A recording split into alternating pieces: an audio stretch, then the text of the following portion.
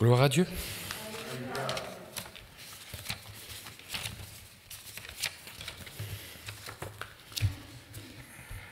Voilà, ce matin, je vous invite à faire deux lectures. La première se lira dans Jérémie, chapitre 17, versets 7 à 8. Deux versets, ensuite nous lirons 3 versets. Jérémie, chapitre 17, versets 7 à 8.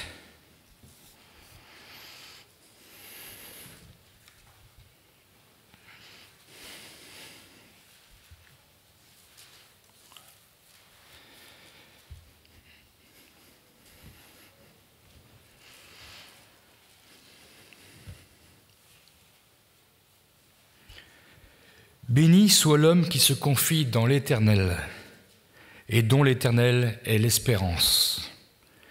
Il est comme un arbre planté près des eaux et qui étend ses racines vers le courant. Il n'aperçoit point la chaleur quand elle vient et son feuillage reste vert dans l'année de la sécheresse. Amen. Il n'a point de crainte et il ne cesse de porter du fruit. Amen. Et nous lisons Psaume 1er, versets 1 à 3, et notamment nous retiendrons le verset 3. C'est la parallèle avec la parole de Jérémie. Heureux l'homme qui ne marche pas selon le conseil des méchants, qui ne s'arrête pas sur la voie des pécheurs et qui ne s'assied pas en compagnie des moqueurs, mais qui trouve son plaisir dans la loi de l'Éternel et qui la médite jour et nuit. Et la conséquence, il est comme un arbre planté près d'un courant d'eau qui donne son fruit en sa saison et dont le feuillage ne se flétrit point. Tout ce qu'il fait lui réussit. Dans une autre version, tout ce qu'il fait le mène à bien. C'est-à-dire que parfois il y a du temps, mais au final, Dieu bénit. Ce matin, je voudrais vous apporter une parole de bénédiction, une parole d'encouragement. Alors quand je vous regarde, je veux dire que je vois des beaux arbres. Car vous avez, et nous avons, décidé de placer toute notre confiance dans le Seigneur. Nous l'avons lu, « Béni soit l'homme qui se confie dans l'Éternel et dont l'Éternel est l'espérance. » Dans une autre version, il nous est dit « et dont l'Éternel est sa seule espérance » ou encore « sa seule confiance ». L'Éternel nous identifie ici, à travers la bouche de Jérémie, à des arbres plantés près des eaux. Nous allons voir ce matin donc les qualités et la composition d'un arbre à la gloire de Dieu. Dans chaque arbre, il y a la vie. Et pour que la vie continue de demeurer, il y a une discipline de vie à adopter, à suivre. La base de tout arbre se trouve dans ses racines. Un arbre, lors de sa plantation, doit développer, premièrement, ses racines, doit s'implanter dans la terre. Ses racines doivent entrer en profondeur. Et je dirais que c'est l'étape la plus importante de sa vie. Notre racine, c'est Christ, comme nous le rappelle la parole de Dieu dans Colossiens chapitre 2, verset 7, qui nous dit « étant enraciné et fondé en Christ ». La version Parole vivante nous dit que les racines de votre être s'implantent toujours plus profondément en Christ. Construisez toute votre vie intérieure sur lui. Un arbre qui aura de solides racines ancrées en profondeur pourra subir toutes les tempêtes, tous les vents. L'arbre ne bougera pas. Il en est de même pour le peuple de Dieu. Plus nos racines seront profondes en Christ, alors oui, plus nous tiendrons fermes face à toutes les tempêtes. Bien sûr, nous pourrons subir les aléas du vent. Peut-être quelques branches pourront être arrachées, mais notre fondement, notre racine ne bougera pas. Dans la parole du semeur, Jésus rappelle, notamment dans Luc chapitre 8, verset 13, que ceux qui n'ont pas d'enracinement ne tiendront pas face à l'épreuve. Jésus dit, ceux qui sont sur le roc, ce sont ceux qui, lorsqu'ils entendent la parole, la reçoivent avec joie. Mais ils n'ont point de racines. Ils croient pour un temps, ainsi ils succombent au moment de la tentation. C'est pourquoi, parfois, nous pouvons être surpris de voir tel frère, telle sœur abandonner les voies de Dieu, mais simplement parce qu'ils n'ont pas d'enracinement. Ils n'ont pas cherché à s'enraciner réellement en Christ. Comme je le disais précédemment, il faut de la discipline. Et dans le mot discipline, nous retrouvons la racine disciple. Jésus nous a appelés à être ses disciples. Jésus a dit aussi, je suis le chemin, la vérité et la vie. En faisant confiance au Seigneur, nous avons fait le choix de le suivre, de suivre son chemin. Nous avons fait le choix aussi de marcher dans la vérité. Nous voulons nous discipliner à marcher dans la vérité. Et nous voulons nous discipliner à vivre la vie véritable en Christ. Un philosophe français disait, Gustave Thibon, « Ce n'est pas le nombre et la longueur de ses branches, mais la profondeur et la santé de ses racines qui font la vigueur d'un arbre. » Pour être bien enraciné, il faut savoir s'enraciner dans la bonne terre. C'est-à-dire, ce sont ceux qui, ayant entendu la parole, avec un cœur honnête et bon, la retiennent et portent du fruit avec persévérance, qui nous est rappelé dans Luc chapitre 8, verset 15. Pour acquérir de la discipline, c'est simple, il faut aimer. Éphésiens chapitre 3, verset 17 nous dit « étant enracinés et fondés dans l'amour ». Quand nous entrons dans le salut de Dieu, nous découvrons la personne de Jésus-Christ. Et notre cœur est transpercé par l'amour de Jésus. Alors en retour, oui, nous lui déclarons que nous l'aimons. Et nous voulons accomplir ce commandement divin. Nous voulons l'aimer de toute notre force, de toute notre âme, de tout notre cœur. Nous reconnaissons qu'en lui seul est la vie. Et que nous désirons que notre vie soit enracinée en lui. Mais si nous n'aimons pas véritablement le Christ, il ne peut y avoir de racines. Aimer Christ, c'est s'abandonner à Christ et lui faire toute confiance. Alors nos racines s'enracineront en profondeur et ils s'étendront jusqu'à sur les eaux, comme nous l'avons lu. Elles chercheront chaque jour à s'abreuver à la source, à se nourrir et à faire monter la sève à travers ses racines et faire monter ainsi du tronc jusqu'à l'extrémité de l'arbre toute cette sève qui nous fera grandir, qui nous fera arriver à maturité. Mais dans cette discipline, il faut prendre le temps de connaître Christ. En méditant sa parole, en la méditant et la reméditant, en la relisant avec soin, en cherchant l'interprétation selon son Saint-Esprit qui nous donnera. Aujourd'hui, on constate de plus en plus que les conversions n'ont pas tenu longtemps, parfois ont été très éphémères.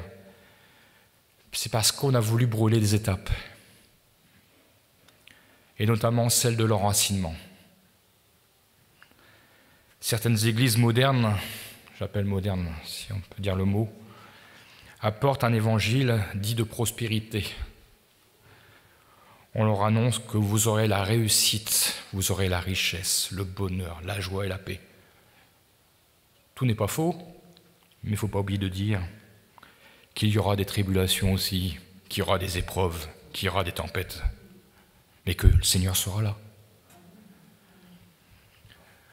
En fait, on appâte les âmes en leur promettant des choses qui ne sont pas entièrement vraies. Alors ces âmes entrevoient déjà le haut de leurs arbres.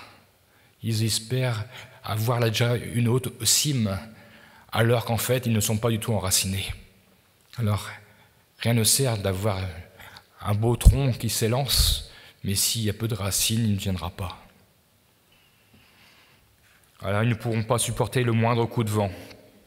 Et la racine s'envoleront avec l'arbre, avec le vent. Le Seigneur, ce matin, dit qu'il veut des arbres solides. établis sur la parole de Dieu, avec cette soif constante de toujours tendre ses racines vers les eaux du courant. Les eaux courantes font référence à l'Esprit Saint. L'Esprit Saint connaît Dieu. L'Esprit Saint pénètre les pensées de Dieu. L'Esprit Saint connaît les révélations divines. L'Esprit Saint est cette eau vive qui rafraîchit et veut renouveler notre vie intérieure à chaque instant. Dans l'Évangile de Jean, chapitre 7, verset 38, Jésus affirme « Celui qui croit en moi, des fleuves d'eau vive couleront de son sein, comme dit l'Écriture. » Vous direz ce matin, le Saint-Esprit n'est pas de l'eau stagnante. Le Saint-Esprit n'est pas une eau morte, mais c'est une eau qui bouillonne. Et que cette eau doit vivre en nous continuellement. Il doit y avoir ce flot continuel. Et nous devons veiller à ce que cette eau ne subisse pas de souillure, d'impureté, qui pourrait mettre en péril la vie de notre arbre. Tellement de choses, si nous ne sommes pas vigilants, peuvent parfois même inconsciemment nous disperser, nous distraire, nous détourner de notre noble vocation. Si nous ne sommes pas vigilants, ils peuvent envahir notre esprit, notre conscience, je dirais même notre subconscient. Vous connaissez tous le fameux slogan d'un magazine qui disait, qui existe encore aujourd'hui, « Le poids des mots, le choc des photos ». Aujourd'hui, nous recevons par les médias des images, des écrits, tellement d'informations qui sont en totale contradiction avec la parole de Dieu. Que ce soit par la télé, les médias, Internet, nos portables. Combien aujourd'hui notre temps est utilisé par ces choses, et parfois même au détriment de la parole de Dieu. Prenons quelques exemples, que ce soit de la publicité, ou même dans les films, et même parfois dans les informations aujourd'hui. On cherche à glorifier le mal. On essaye de nous faire accepter le mal comme étant le bien. Aujourd'hui, l'homosexualité est légalisée, les nouveaux genres sont bien avancés. Nous sommes chaque jour plus étonnés de l'ampleur du péché. Nous ne parlons pas de la violence qui est à son extrême. Et n'oublions pas que nos dirigeants politiques n'ont pas toujours un langage très élogieux. Il n'y a plus de barrières, il n'y a plus de limites aux contenus qui nous sont proposés. Et je ne veux même pas parler des programmes soi-disant pour les enfants. Mais pendant ce temps, si nous ne veillons pas, nous captons ces informations dans notre subconscient. Et notre eau peut s'en trouver polluée. Que nous voulions ou non, nous emmagasinons. Je le dis parfois, on monte en voiture, on met la radio.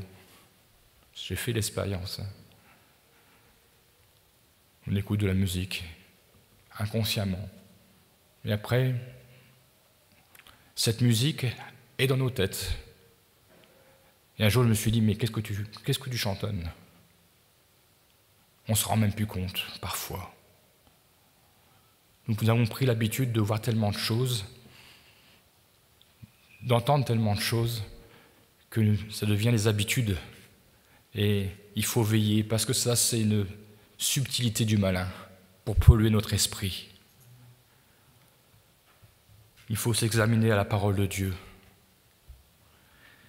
C'est vrai qu'aujourd'hui, plus nous voyons ce qui se passe à la télé, plus nous avons envie de la fermer, cette télé. Nous sommes impressionnés. Il n'y a plus grand-chose d'intéressant. Il nous emmène dans des situations, parfois, on se demande qui dit le vrai du faux. Et parfois, il est vrai qu'il est difficile de dire « je fais abstraction de ces choses ». Je sais que c'est pas bien, mais je fais abstraction. Le mieux, je crois qu'encore aujourd'hui, c'est d'éteindre. Rappelez-vous du naufrage de Erika. Qu'est-ce que nous avons vu dans cette immensité de la mer? Nous n'avons vu que la tache noire d'huile, de pétrole qui a pollué. Et c'est ce qu'il essaye de faire, le diable, en essayant de mettre dans l'eau pure du Saint-Esprit qui met en nous, qui répand en nous. Il essaye de mettre des petites taches de pétrole, d'huile, pour nous contaminer, afin que nous soyons troublés. Et c'est vrai, cela peut nous troubler parfois, de voir et d'avoir des réflexions. Et oui, nous devons veiller. L'apôtre Jacques, chapitre 3, verset 11, nous dit que la source fait-elle jaillir par la même ouverture l'eau douce et l'eau amère. Bien sûr que lorsque nous lisons le contexte, à travers de ce texte, Jacques met en lumière les méfaits de l'utilisation de la langue. Encore une fois, il faut être vigilant. Au lieu où nous trouvons parfois, dans les conversations que nous pouvons avoir, nous sommes dans le monde, mais nous ne sommes pas du monde. Et parfois, nous pouvons nous retrouver pris au piège dans des conversations. Et là, c'est là que nous réalisons toute l'importance de ce message. Il faut être vigilant. Mais nous croyons que la parole de Dieu est semée dans nos cœurs. Et nous réclamons au Seigneur, comme le dit la parole de Dieu, que c'est de l'abondance du cœur que la bouche parle. Alors nous voulons nous laisser remplir le cœur par les paroles de Dieu. Si nos racines sont profondément ancrées en Christ et abreuvées par l'Esprit Saint, alors oui, nous serons vigilants. Et nous saurons nous écarter de ces choses qui peuvent envenimer notre esprit et notre racine. Les racines, c'est le côté caché de notre vie en Christ. C'est le côté caché de l'arbre. Lorsque nous regardons un arbre, nous ne voyons que très peu de racines. Comme le dit Colossiens, chapitre 3, verset 3, nous rappelle « Votre vie est cachée avec Christ en Dieu ». Et ça, c'est le résultat de la prière et la méditation de la parole de Dieu, qui se font dans l'intimité du Seigneur. C'est notre vie intime avec Dieu qui est cachée. Mais c'est la méditation, la parole de Dieu et la prière sont deux moyens cachés, mais qui nous permettent d'enraciner notre foi, notre piété, et de construire ainsi solidement une vie spirituelle féconde. Le psaume 119, 11, version Darby, nous dit « J'ai caché ta parole dans mon cœur ». Les racines, ce sont donc le côté, si on peut dire, immergé de l'iceberg, mais il y a le côté qui sort de terre, le tronc, les branches, le feuillage, les fruits. J'ai eu l'occasion, Simone ne me contredira pas, il y a 2 ans d'aller en vacances à Bagnoles-de-l'Orne. Il y a un parc avec 2 magnifiques arbres. Des troncs énormes. À côté, nous sommes minuscules. Et nous voyons à certains arbres difficilement la cime tellement est élevée. C'est magistral. Ces arbres, pour certains, ont 1000 ans. Et ont traversé toutes les tempêtes. Ils ont subi toutes les attaques du temps.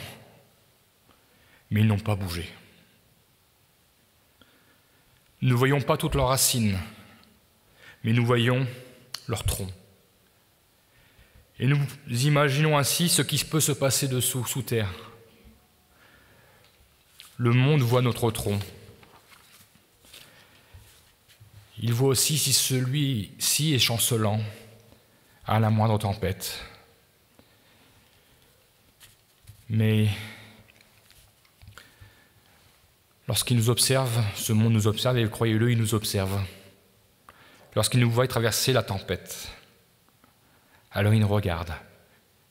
Et nous devons leur démontrer que nous sommes avec assurance, sans crainte, confiants dans le Seigneur. Ils verront que nos racines en Christ donc sont bien en profonde et que rien ne nous fera chanceler. En nous voyant cette assurance en nous, alors ils auront soif de découvrir la personne de Christ. Mais si à la moindre tempête, nous réagissons comme le monde, nous lamentant, ils ne pourront pas faire la différence avec eux. Nous devons être différents de ce monde. Nous ne parlons pas comme eux, nous n'agissons pas comme eux. Nous voulons simplement leur faire connaître Christ. Hier, j'ai partagé une parole de Paul Calzada sur le groupe Soyez, vous êtes sauvés, qui publiait dans sa lettre de prière, qu'on appelle une prière chaque jour pour ceux qui connaissent. C'est une forte recommandation à ne pas utiliser les réseaux sociaux pour préparer des messages qui effraient. C'est étonnant, mais je pense que c'est très juste. Aujourd'hui, tellement de mauvaises informations circulent dans les réseaux sociaux, et parfois sont même relayées par les chrétiens. Du coup, on ne sait plus vraiment s'ils sont chrétiens ou pas. Tellement ils effraient, ils font peur aux gens, et notamment face à cette crise du Covid. Mais nous devons chercher, comme il le dit, ce frère, à répandre le message du salut qui délivre et qui apporte la paix et la joie. Nous ne sommes pas effrayés par le Covid, nous vivons avec, le Seigneur est avec nous. Nous avons été avertis, la parole de Dieu nous a dit que nous aurions des temps difficiles, mais il nous a dit qu'il serait avec nous. Alors nous traversons ces temps difficiles, confiants dans le Seigneur, comme un arbre planté près des eaux. De notre tronc sortira des branches, et plus nous nous abreuverons, plus la sève sera abondante. Alors notre vie spirituelle s'épanouira, et ça se verra. Un arbre qui s'épanouit est un arbre qui s'étend, qui éteint ses branches autour de lui. Les branches ont le signe de la bénédiction. Mais nous ne sommes pas appelés à garder nos bénédictions pour nous-mêmes, mais à répandre la bénédiction autour de nous. Et je dirais, soyons une bénédiction pour les autres. Nous avons reçu la vie, et nous avons reçu la vie en abondance. Alors nous voulons la partager. Et je crois que si nos branches sont bien étendues, que les âmes viendront se réfugier sous notre ombrage. Cette abondance les interrogera. Ils en verront les fruits. Et ils auront certainement soif d'en connaître la raison. Dieu ne veut pas que nous restions insensibles à la détresse de ceux qui nous entourent. Il nous appelle à prendre du temps pour les aider. Donc étendons nos branches, afin que le Seigneur en soit glorifié. Si aujourd'hui nous pouvons témoigner que nous sommes heureux d'être de ces arbres qui sont plantés près des eaux courantes, et que malgré les circonstances, notre feuillage reste vert, bien sûr nous pouvons traverser les saisons, l'automne, l'hiver où les feuilles tombent, mais il revient toujours. Dieu a rendu possible, si aujourd'hui nous pouvons témoigner, c'est que Dieu a rendu possible en la personne de Jésus-Christ. Si nous faisons un peu d'histoire, rappelez-vous, Dieu avait choisi son peuple, le peuple d'Israël. Celui-ci, au cours de son histoire, malheureusement, a répété de nombreuses désobéissances. Je dirais même qu'il a pu mettre la patience de Dieu à rude épreuve. Mais dans ce peuple d'Israël, il y avait toujours ce reste fidèle, qui s'accrochait à Dieu, et ses racines étaient restées en profondeur. Les branches avaient été cassées, il restait le tronc. Et sur ce tronc, et je citerai notamment, sur ce tronc d'Isaïe, ou Isaïe selon la prononciation, il nous est dit dans Ésaïe chapitre 11, verset 1, Puis un rameau sortira du tronc d'Isaïe, et un rejeton naîtra de ses racines. Et au verset 10, en ce jour, le rejeton d'Isaïe sera là comme une bannière pour les peuples. Les nations se tourneront vers lui, et la gloire sera sa demeure.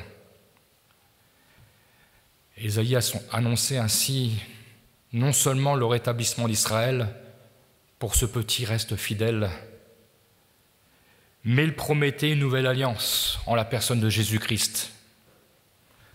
À travers ce rejeton d'Isaïe. Et la nouvelle alliance n'était pas seulement pour le peuple d'Israël, mais était pour toutes les nations.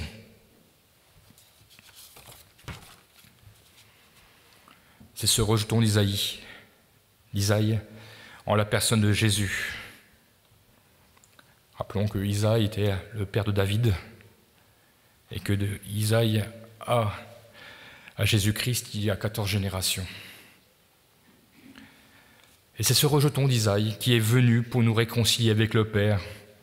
Et nous tous, toutes les nations, avons la grâce aussi d'avoir accès au plan merveilleux de Dieu pour nos vies. Un rejeton, c'est une nouvelle pousse. Un autre synonyme, une bouture. Ou encore un bourgeon. L'Éternel a ainsi pris l'image d'une nouvelle pousse.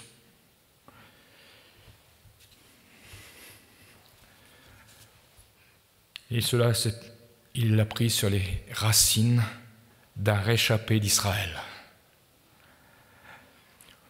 Pour ouvrir ainsi de nouvelles perspectives pour toute l'humanité, la porte du salut pour tous. Et Isaïe 53, verset 2, nous dit encore, en parlant de Jésus, cette prophétie 700 ans avant qu'elle se réalise, il s'est élevé devant lui comme une faible plante, comme un rejeton qui sort d'une terre desséchée. La terre d'Israël était desséchée. Mais Dieu a redonné la vitalité dans les racines en envoyant son Fils Jésus. Dans Ésaïe chapitre 4, verset 1, le terme « le germe de l'Éternel » a été pris. Dans Ésaïe 27, 6, nous dit encore « Dans les temps à venir, Jacob prendra racine, Israël poussera des fleurs et des rejetons, il remplira le monde de ses fruits. » Nous sommes les fruits de ces rejetons. Et aujourd'hui, nous pouvons dire merci à Dieu d'avoir été patient avec le peuple d'Israël et d'avoir permis d'avoir envoyé son Fils Jésus. L'apôtre Paul, même lui-même, dira, était pleinement conscient de la grâce que Dieu lui avait faite. Et même, il se présente comme étant l'apôtre des païens. Romains chapitre 11, verset 13. Conscient que cette grâce nouvelle, cette nouvelle alliance, lui a été offerte. Parce que cette grâce n'était pas exclusivement réservée au peuple d'Israël, mais à toutes les nations païennes. L'apôtre Paul nous encourage à rester vigilants, à demeurer fidèles, si nous ne voulons pas que nos branches soient retranchées. Je vous invite à lire Romains 11, 17, et nous lirons ces deux versets, 11, 17 et 11, 18, pour bien comprendre la pensée de l'apôtre Paul. Romains 11, 17 à 18.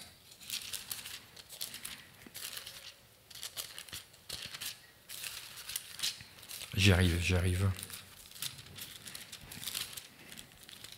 Oui, 11. Cherchez Romains 17, j'avais du mal à trouver, c'est normal, il n'existe pas. Romains 11, 17.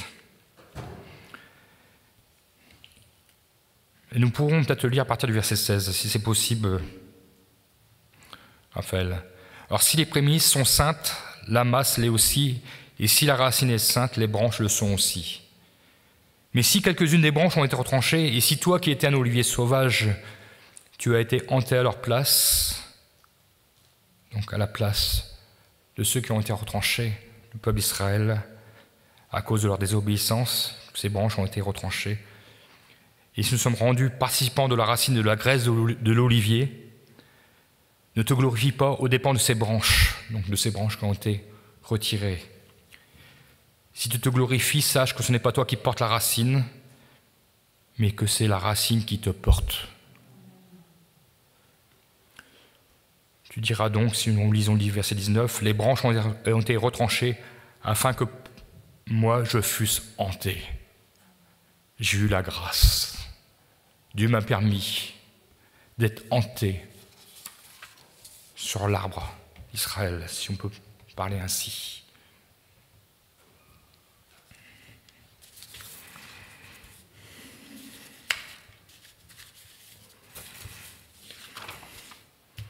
Donc nous reconnaissons que c'est par grâce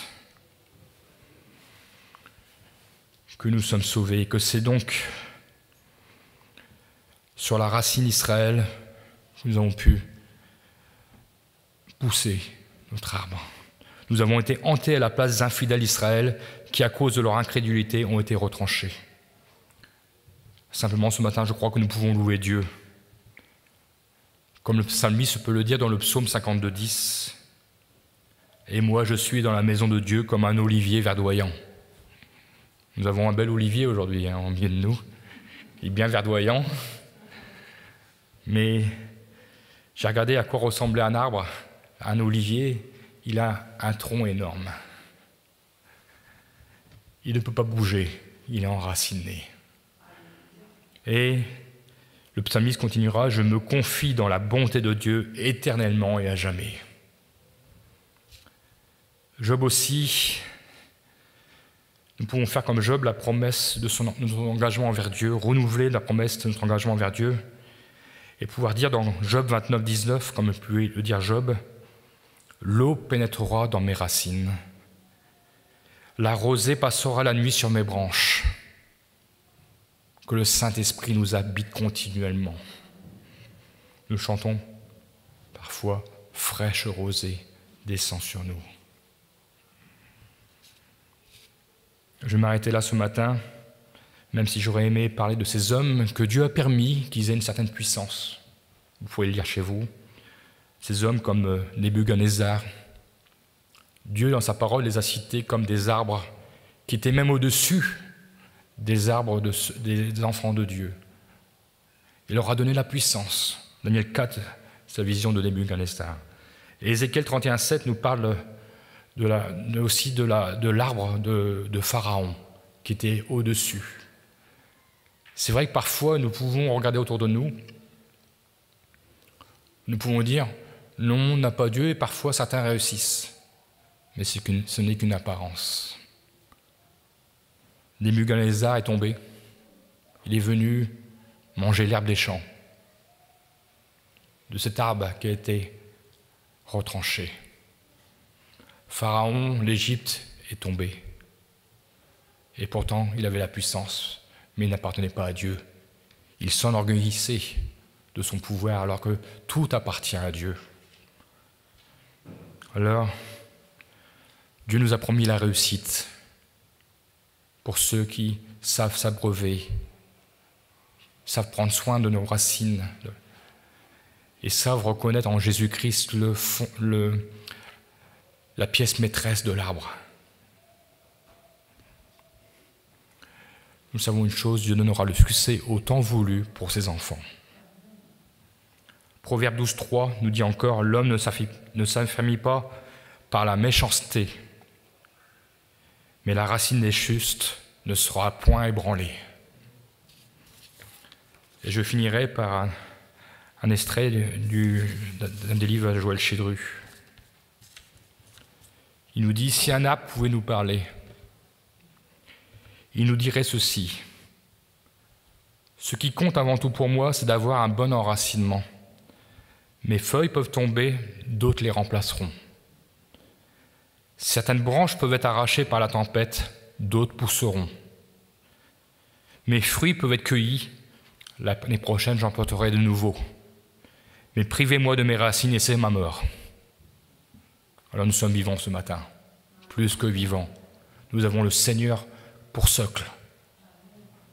Nos racines sont profondes et notre eau est pure. Alors oui, nous allons préserver notre eau du Saint-Esprit nous allons nous entretenir de cette eau et nous allons essayer, par l'aide du Saint-Esprit, à nous préserver de tout ce qui peut nous polluer. Alors ce matin, je crois que nous avons encore un bel avenir avec le Seigneur. Nous sommes la forêt du Seigneur.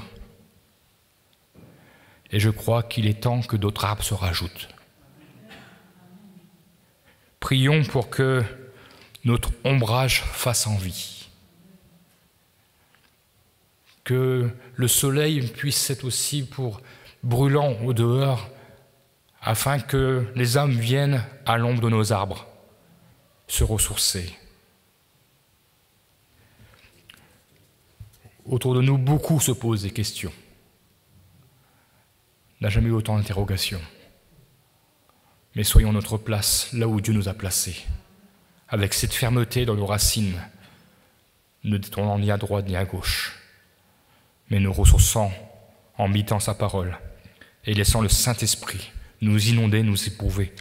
Plonge-nous ce matin dans ta rivière. Inonde-nous, submerge-nous, afin que nous puissions vraiment voir ta gloire. Que ton nom soit glorifié. Amen.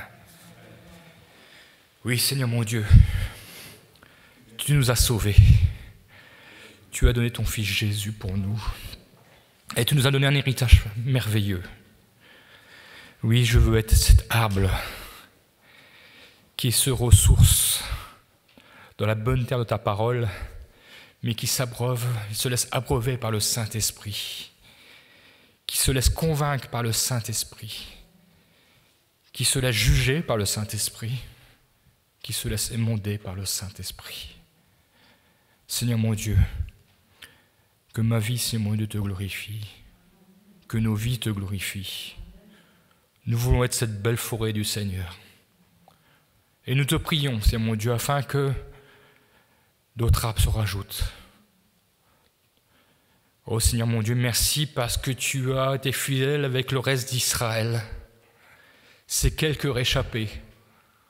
Nous ne sommes peut-être pas nombreux ce matin. Nous sommes peut-être quelqu'un reste fidèle. Mais nous croyons que des rejetons vont sortir. Et qu'une abondance va venir. Alors oui, par la foi, nous proclamons que notre Seigneur est vivant et qu'il va faire de grandes choses. Nous allons voir ta gloire. Alors oui, Seigneur mon Dieu, utilise-nous, utilise nos branches, utilise notre ombrage, mais que nous soyons fidèles à ta parole. Garde-nous de toute pollution extérieure. Éloigne-nous du mal. Éloigne-nous des subtilités du malin. Et rends-nous fermes en ta parole. Merci mon Dieu. Amen.